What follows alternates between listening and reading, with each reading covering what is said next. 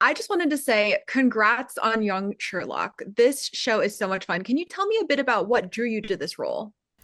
What didn't draw me to this role? Thank you for your kind words, first of all. Sherlock is one of my favourite characters of all time. I cannot remember a time in my life where I didn't know who he was. My dad introduced me to him at such a young age. And when I first started acting, when I was discussing who my favourite directors were, Guy Ritchie was right at the top of my list. So to not to have both the character Sherlock and the director Guy Ritchie together, honestly, I don't know how I top this. That kind of leads into my next question. As you mentioned, there's been so many like iconic iterations of Sherlock over the years. Did you have any favorites, like looking back at past iterations, and did you draw any inspiration from any of them?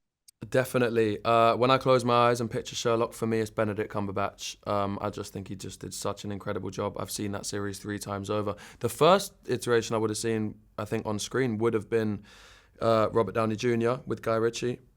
So they're the main two portrayals of the character that I would have seen. But once I got the offer for the role, I feel like I digested so much of the character, and they're such different portrayals, that I felt like I had a really well-rounded understanding. That and my dad telling me about, Conan Doyle's works and probably reading me the stories as a kid. I felt like I had such a well-rounded idea of who I wanted the character to be.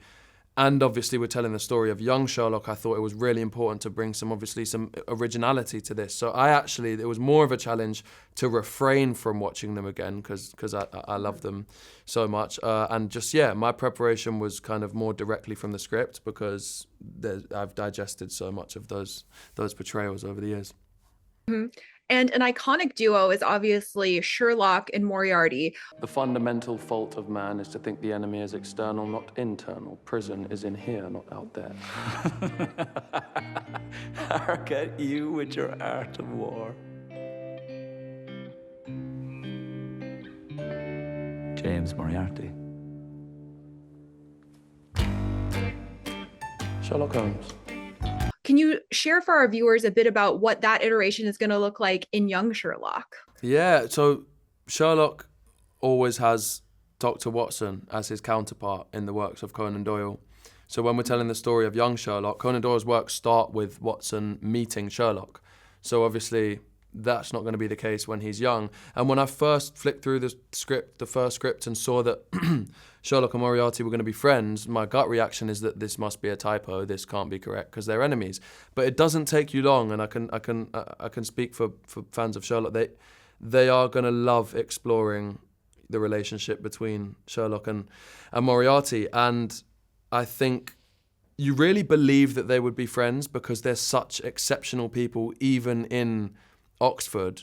They just feel like a cut above everyone else intellectually, and in their own different ways, they're kind of like outsiders. And Sherlock's mum even mentions that he never had many friends. So you appreciate the value that they bring each other.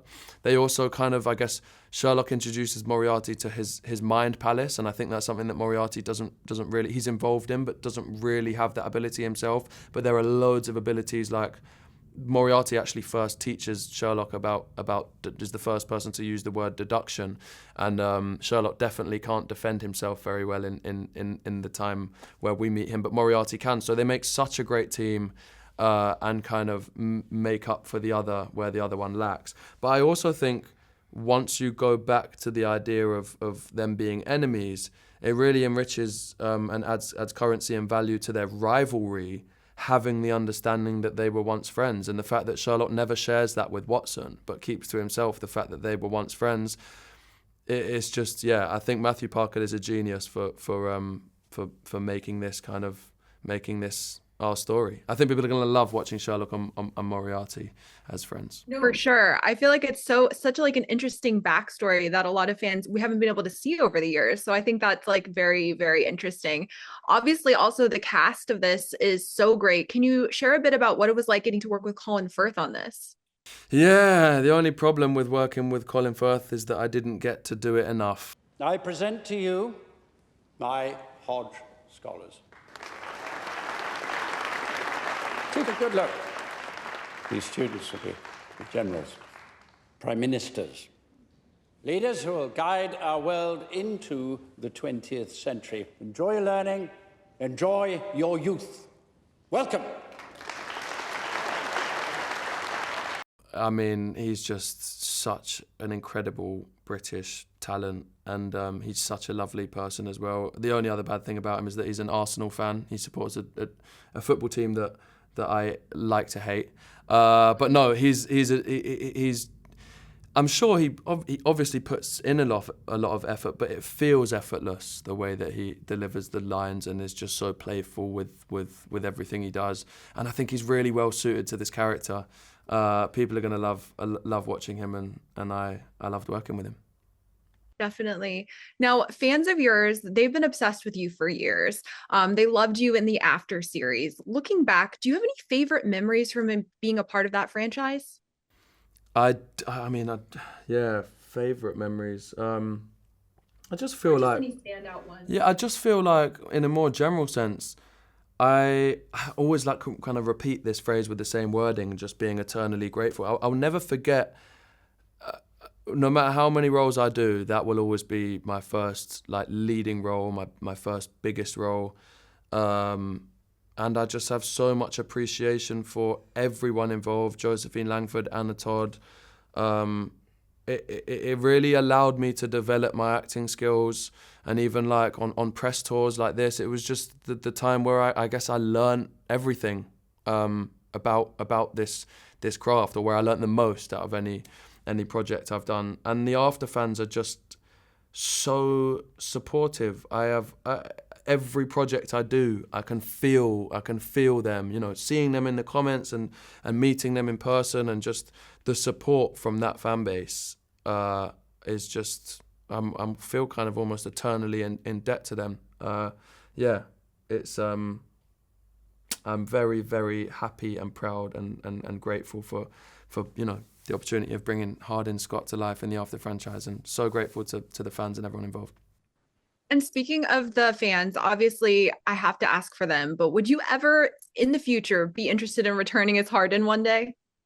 As Hardin, well, I mean, yeah, listen, I would love to explore the opportunity.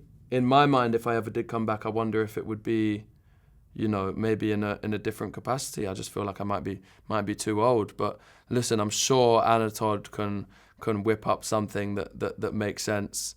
And I would love to just be involved in any capacity down the line.